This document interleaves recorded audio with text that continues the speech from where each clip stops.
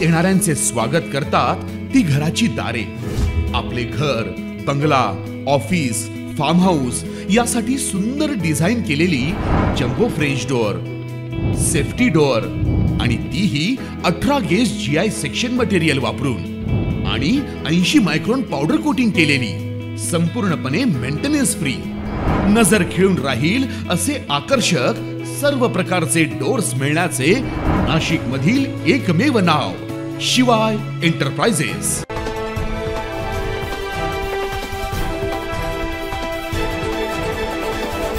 उपमुख्यमंत्री अजित पवार यांच्या जनसन्मान यात्रेला आज नाशिकच्या दिंडोरी येथून सुरुवात झाली।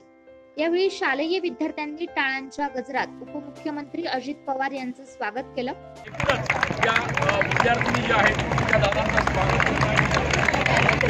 दिंडोरी येथील जनसन्मान यात्रा आटोपल्यानंतर त्यांनी राष्ट्रवादी शरद पवार गटाचे नेते श्रीराम शेटे यांची भेट घेत त्यांच्या कादवा सहकारी कारखान्याला देखील भेट दिली। तसेच अजित पवार यांनी नाशिक मधील ऐतिहासिक काळाराम मंदिरात जाऊन दर्शन घेत काळारामांची आरती देखील केली।